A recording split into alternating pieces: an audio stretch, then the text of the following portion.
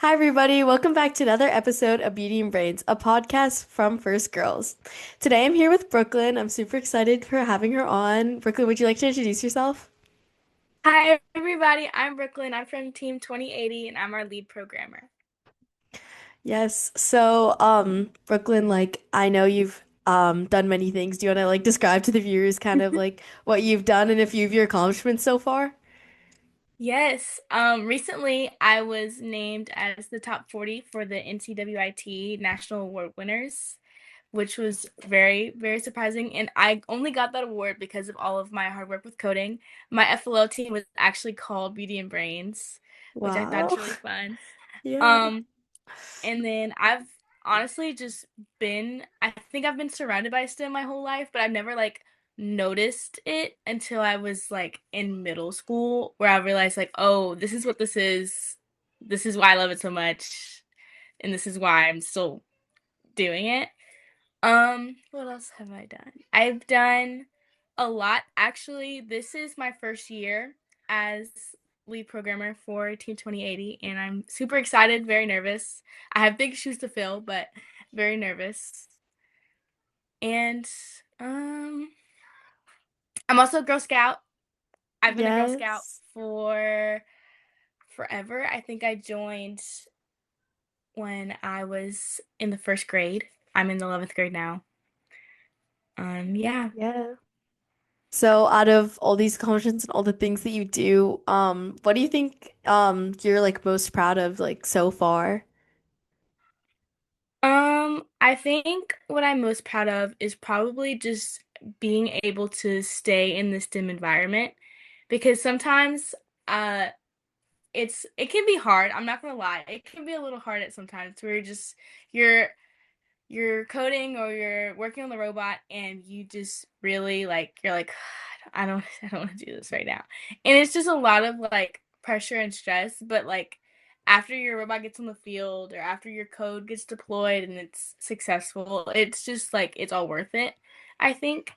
And it's just I guess that thrill of just STEM and having so many different answers and being able to find them is just very like what's the word?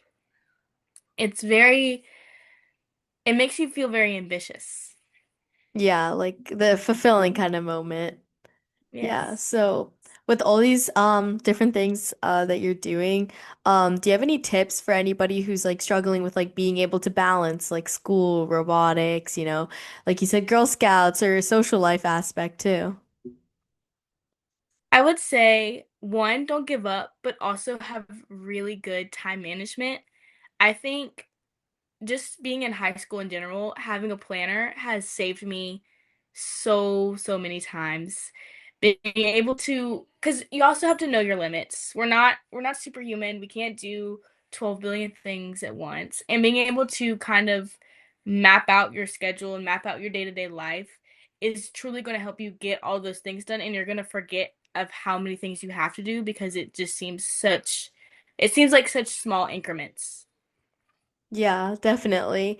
And like you said when I asked you about like, what moment you're most proud of and you talked about like, just like seeing it work and being like, oh, like I did it kind of moment. So with that, like do you think you have like a story or maybe a moment where, something happened and you're like, wow, like this is what I want to do when it comes to STEM?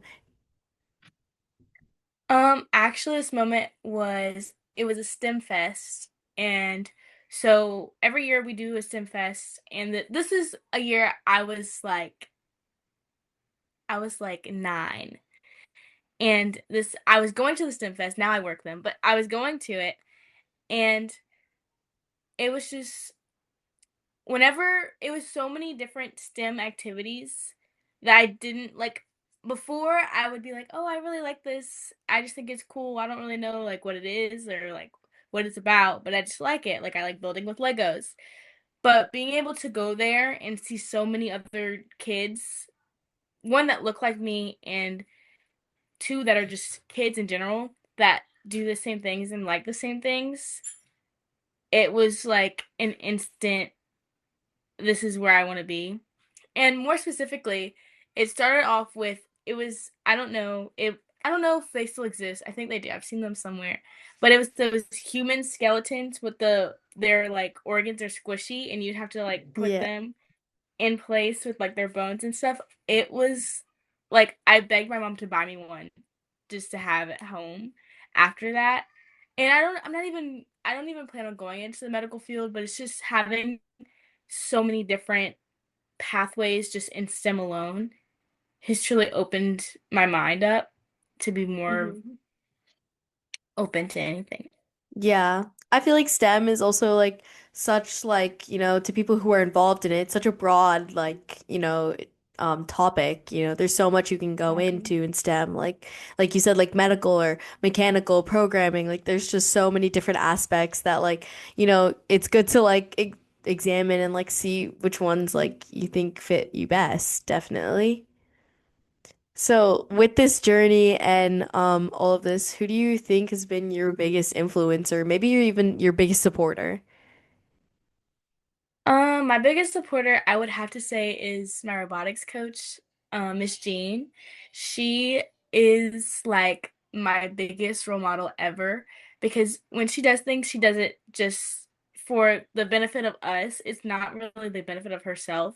And it's like she's so selfless. It's so admirable because we'll be at the shop till like 3 in the morning sometimes. And it's really nice. And she's also a woman in STEM.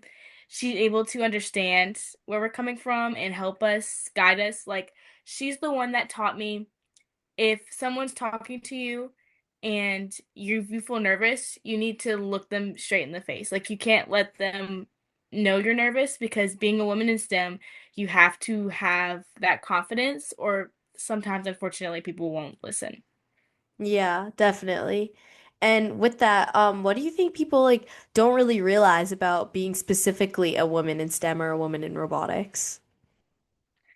I think it's sometimes, especially for me, when people associate STEM, they kind of just don't associate anything girly, which is the whole person I am is pink. Like everything I do, when I go to robotics competitions, I have a glitter beard on my face just because I think it's funny. My whole room right now is pink. I still have my Christmas tree up because it's pink and I call it a Brooklyn tree now because I just it's pink.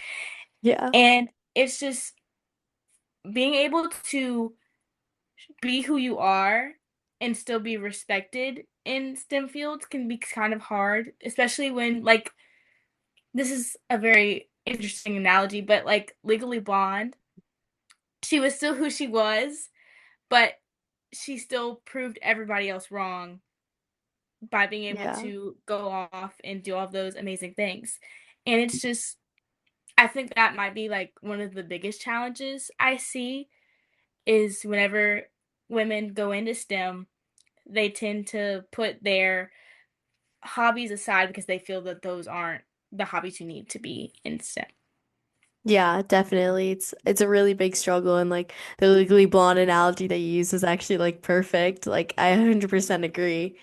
Um, and like with that, do you have any tips for like staying like confident in spaces where you might not be the smartest person in the room or you're not necessarily represented in that room? I would say one, there's always a community somewhere. You really have to dig. Like I for a long time I feel like almost everybody goes through this, but for a while I would just said I didn't like pink because it I don't like pink. No, no, no, no, no. Because it I feel when we're younger it makes you think that, oh, I can't like this and like pink at the same time. And I feel like being able to find those people that also like pink and also like STEM, or maybe not like STEM, they like art, like STEAM. It's just being able to, whoa, I lost my words. Being able to like be who you are should be your number one priority forever. Because whenever you are true to yourself, you can be true to others. And I don't think I don't think anyone can truly be happy if they aren't truly themselves wherever they want to be. No matter how much you love something, if you're not true to yourself, you probably won't love it as much as you could. Yeah, definitely. And like with that, do you have like any like stories or like a particular experience that like was probably one of your biggest challenges and like how you overcame it and how you use like your tactics to overcome it as, kind of like a lesson learned for now as you move on and you go into your career or just like going through school in general? I would say one of the biggest experiences I had with this was um it was also a little bit back, but whenever I was in school, I'm still in school, but whenever I was younger in elementary school, they would always ask you the question like, what do you want to be when you grow up? And not a lot of girls said engineering. And at the time, it was it was kind of like, oh, should I not want to do engineering? Should I want to do something else? Should I want to be a teacher, for example? And it kind of dimmed me down a lot. I used to always say, "Oh, I want to be a teacher. Oh, I want to be a nurse." And yes, those are good things, but it wasn't what I truly wanted to do. And being able to, especially when I came to high school, I would say, being able to join my robotics team has truly opened my eyes up a little bit more, even on FLL, but being in the high school with so many other girls that had the same experience, being able to build that community was truly eye-opening. And I would say that without my robotics team, I probably would still say I want to be a teacher. I would probably still say I wanted to be a nurse because I would dim down my identity just to fit in. And Mhm. that's not what we're here for. That's not why we're all here to do different things. It's not why there's so many different jobs out there. It's for us to be able to do what we want to do and do what we love and still be passionate and love our identity. Yeah, definitely. I think representation is a very big factor, especially like being a smaller group within STEM, like just being able to see people who like wear pink at competitions or just like represent kind of what you stand for, like going into STEM for the first, going into specifically FDC for the first time, like seeing girls also doing it, being on drive team, like it's just like it's like wow, like you know I can do what you are doing right now, and it's encouraging definitely. And like you said, like it's hard to be confident in a room where you aren't necessarily represented, but you can be your own representation if you're again truly yourself, definitely. And like what impact do you hope to make through your work in STEM, through the FLL teams, the FLL team that you mentored, and just through all the work that you're doing, what impact would you like to make? I would like to show like every other little girl out there that you truly can do what you want to do. Like I think because whenever you grow up, you always feel like you're in a tunnel and you can't branch out. My whole goal with advertising how much I love pink, putting glitter on my face for competition. Yes, it's fun, but it's to show people that there are no barriers. Like you can push past and you can branch out and do whatever you want to do because the more we do that, the more women in STEM will become not just a not just like a movement to get more women in STEM, but there will be just women in STEM because we're able to share our ideas more. And I feel like whenever you come out of your comfort zone a little bit, you start to get comfortable with the uncomfortable. And being able to be uncomfortable and like putting glitter on my face as I was drive coach for my FRC team with glitter on my face, it was very it was very uncomfortable at times, but it truly is just I want little girls to know that no matter what, just be you and everything will fall into place. Just stay Yeah, true to yourself. definitely. Like, nothing can really go wrong when you're being yourself because, that's like who you want to be. Like, putting, like you said, like I think I agree with you. Like putting yourself in that uncomfortable situation can make the others, people around you, feel more comfortable in the way where it's like, wow, like we aren't necessarily doing something normal, being at a robotics competition on a Saturday, but I mean, it's fun. It's a great experience to have, and making that opportunity for like younger girls is definitely like so important, and that's what this podcast is trying to do. Like it's like wow, like I want, wanting people to listen and be like, wow, like this is what I want to do. Like this is great. Like, I can't encourage enough people to join First, especially First has created like Mhm. such like a welcoming environment, and it's like I've learned so Mhm. much from it, if like, and I'm sure you would agree. So if you could change one thing about a STEM space for girls, or maybe even like within First, like what do you think it would be?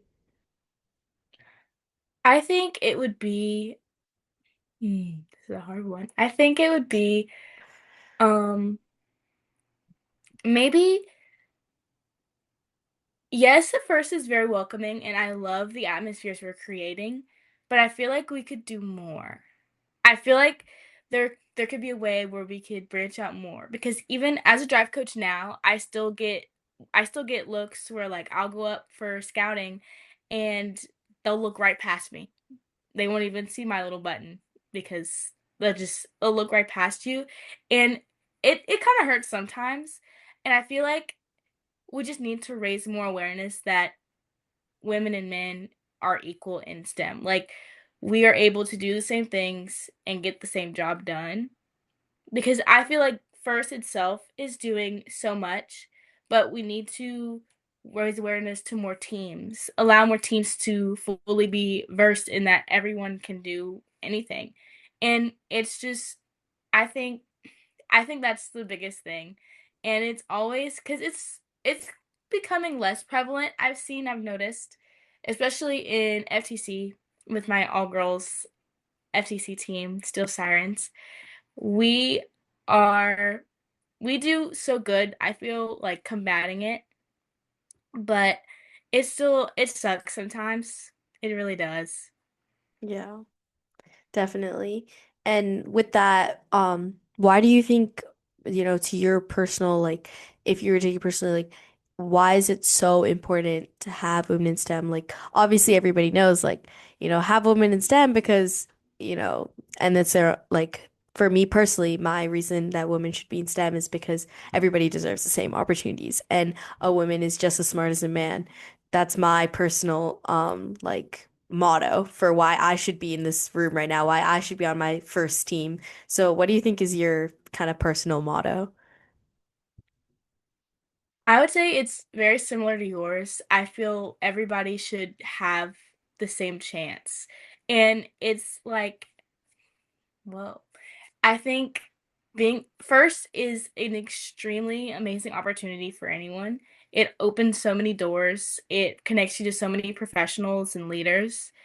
And being able to not push away anybody from that and being able to let everyone be able to experience that no matter race, gender, or anything, it's just, I think that would make First so much better. And we're already doing that. But I think being able to wholly in what's the word? Oh my gosh. Being able to completely immerse everyone in First so they can all have the same experiences, they can all share ideas. Being able to collaborate with everyone makes ideas stronger. And whenever we collaborate, just based off of not just based off gender, we'll have more ideas because being able to have more people in a room creates you more ideas. And when we limit a group of people to keep the other group of people here, we won't have those ideas that the other people may have. We'll only have one set of ideas. So being able to have all those sets of ideas, I think, make First better in general. Yeah, like kind of like if you have that, like you said, like tunnel vision view, you'll never know what another person's thinking. And sometimes, what the other person's thinking is something that you might want to hear, you know? And definitely. And this one's also kind of like a little bit of a deeper question. if you had to tell yourself, when you were younger, starting into first, going into, or not first necessarily, but starting to STEM for the first time and seeing that and putting yourself in that environment, what is like one thing that you would tell her? I would probably say I would probably say keep going because I think those are just the words I needed to hear then. Whenever you push yourself to go beyond your limits, sometimes it's going to turn out better than you would think. Like the term or the phrase, you have to crush a diamond to see it sparkle, or you have to crush dirt to see make a diamond because diamonds can't be crushed. Anyway, um, I think it's very it's very, very, very important to believe in yourself, but a good it's such a good feeling to have people support you as well. I think based off of where I went to school and all those other things, being an engineer and liking pink were never in the same sentence. Never, ever, ever. And I had to believe in myself before I could find that community that believed in me. So if I had to go back in time, if I did see miniature Brooklyn drawing pink doodles on her paper, I would tell her to keep going. I would tell her to keep pushing because it's going to get better. Everything's going to get better at some point, and you'll find your people. Yeah, definitely. That's like great advice. And um, do you think if it's the same or maybe even different advice you would give to, girls just starting out in first, no matter how old they might be, um, is it the same, similar, or maybe even something a little different? I would say it's the same. I feel everybody needs that little push. Everyone needs that little bit of support, those cheerleaders in the background, just helping them push forward because like I said earlier, believing in yourself gets you so far, but having that support system gets you even further. Definitely, even like the small little things like, maybe even just your family cheering you on is like just really great, getting like the good luck text messages before a competition is really encouraging, definitely. So, unfortunately, we are coming to the end of my time, and I just want to thank you, Brooklyn, for being on today and ha taking the time out of your day to come and talk on Beauty and Brains. And this was just really great and really inspirational. And to the viewers, thank you so much for tuning in for today's episode of Beauty and Brains. I hope to catch you in the next one next Sunday. Bye. Thank you so much.